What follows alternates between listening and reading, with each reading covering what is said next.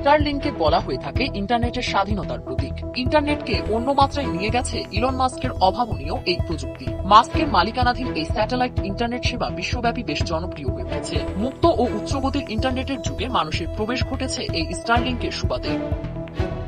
বিশ্বজুড়ে যখন চলছে স্টারলিংকের জয় জয়কার, সেখানে ইরান হাঁটল ভিন্ন পথে। ইন্টারনেট স্বাধীনতার প্রতীক হিসেবে পরিচিত স্টারলিংক এবার ইরানে হয়ে উঠেছে এক ভয়ের নাম। দেশটির সরকার সম্প্রতি ঘোষণা দিয়েছে, কেউ যদি অবৈধভাবে স্টারলিংক ব্যবহার করে, অর্থাৎ রাষ্ট্রীয় নিয়ন্ত্রণের বাইরে গিয়ে ইন্টারনেট ব্যবহার করে, তাহলে তার সর্বোচ্চ শাস্তি হতে পারে মৃত্যুদণ্ড।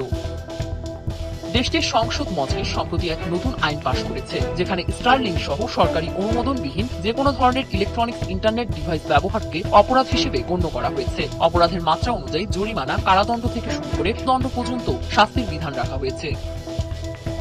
তাই ইরান যুদ্ধের পটভূমিতে এই আইন পাশ করা হয়েছে। ইরানি সরকার আশঙ্কা করছে, স্টারলিংকের মতো মনিটরহীন ইন্টারনেট প্ল্যাটফর্ম ব্যবহার করে ইসরায়েলি গোয়েন্দা সংস্থা মোসাদ তেহরানের ভেতরে থাকা গুপ্তচরদের সঙ্গে যোগাযোগ করতে পারে। ফলে এর ব্যবহারকে জাতীয় নিরাপত্তার প্রতি বড় হুমকি বলে মনে করছে ইরান। ইরানের রাষ্ট্রীয় সংবাদ সংস্থা ইসনা জানিয়েছে, যুক্তরাষ্ট্র, ইসরায়েল বা অন্য কোনো শত্রু রাষ্ট্রের সঙ্গে সামরিক বা গোয়েন্দা সহযোগিতা করলে তা পৃথিবীর সঙ্গে দুর্নীতির শামিল হিসেবে বিবেচিত হবে। এর জন্য মৃত্যুদণ্ডের বিধান রাখা হয়েছে।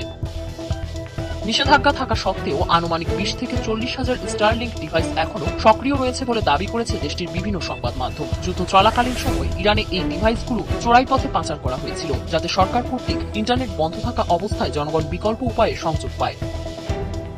এর আগেও 2022 সালে মাহসা আমিনির মৃত্যুকে কেন্দ্র করে দেশজুড়ে চলা গণ আন্দোলনের সময় ইরান সরকার ইন্টারনেট বন্ধ করে দেয়। সে সময় স্টারলিংক টার্মিনাল পাচারের চেষ্টা হয়, যাতে বিক্ষোভকারীরা তথ্য আদান প্রদান চালু রাখতে পারে। সেই সময়ে ইলন মাস্ক প্রকাশ্যে ঘোষণা দেন যে তিনি ইরানে স্টারলিংক চালু রাখতে প্রস্তুত। এতে ইরান সরকার ক্ষুব্ধ হয় এবং এরপর থেকে স্টারলিংককে বিদেশি হস্তক্ষেপের প্রতীক হিসেবে দেখা শুরু করে।